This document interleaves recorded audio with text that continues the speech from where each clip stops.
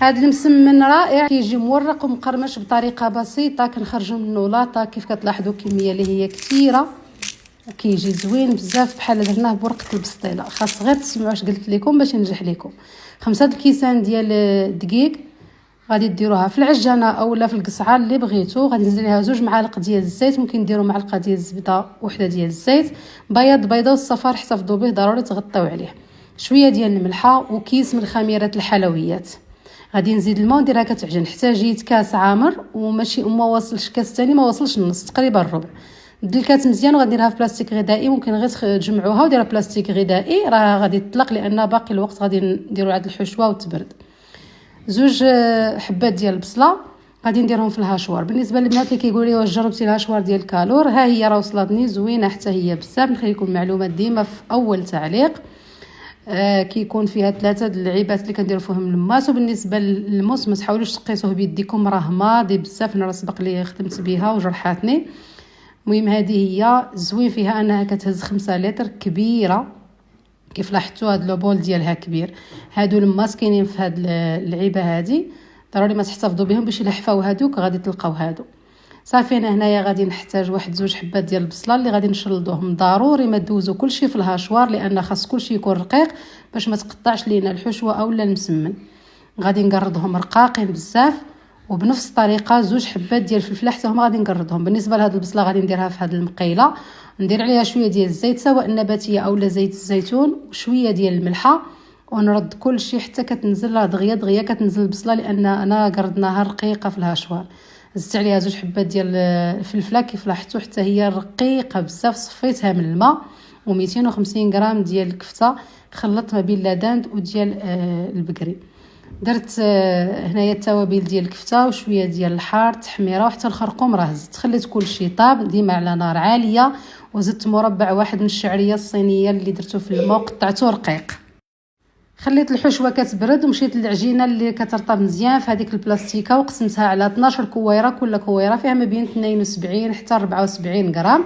صافي كنكورهم وكنديرهم في واحد اللاطه اللي درت فيها شويه ديال الزيت او هذيك الخشبه. غادي ندهنهم بالزيت ونغطيهم بلاستيك غذائي ونحطوهم في مكان دافئ باش كيطلقوا في نفس الوقت الحشوه كتبرد. بالنسبه للزبده استعملت هذه ديال ايديال، غادي ناخذ منها النصف كيف لاحظتوا، النصف غادي نديرها في واحد الكاسرول، وضروري ما نحيدوا من هذاك الماء باش نحصلوا على زبده نوازيت وباش نحصلوا على النتيجه ديال مسمن مقرمش. درتها حتى كيتحرق داك الماء وصفيتها. هنا هذه الكميه غتكفاكم نيشان. شويه ديال الزيت وكنبداو باول واحده كنبسطوها ديما بالاستعانه بالزيت حتى كنديروها رقيقه. كنأكد خاص العجينه تكون رقيقه وسطح العمل يبان من تحت منها هكا باش نضمنوا بان الوصفه ناجحه. كميه ديال الزبده كيف قلت لكم ما غاديش يخصكم ولا يشيط لكم، كنديروا تقريبا معلقه ونص كبيره باش كنورقوا، وكنطويو الطيه ديال المسمن عادي. كنستمر بنفس الطريقه حتى كنكمل الكميه ديال المسمن كله بنفس الطريقه. فاش ساليت المسمن كلشي كنبداو باول واحده. اول حاجه ديروها هي تمشيو تسخنوا الفران على اعلى درجه، سواء كان كهربائي ولا غازي، خاصو يكون سخون مزيان مزيان، ماشي مشكل لتحت والفوق ولا غير لتحت، المهم خاصو يكون سخون مزيان، والاهم يكون لتحت.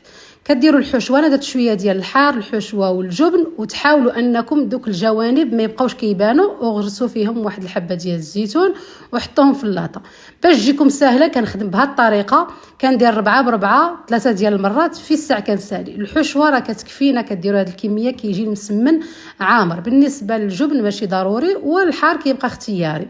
صاي كنجمعوا بنفس الطريقه. كنأكد الفران سخون. فاش كتحطوا اللاطه ديالكم في الفران كتخليوها 10 ديال الدقائق بالضبط، وكتنقصوا النار مهيله 150 160 او 180 درجه في فرن كهربائي، ونار مهيله ولكن ماشي بحال الشمعه في فرن غازي باش كيتقرمش. وهذا هو السر ديال القرمشه.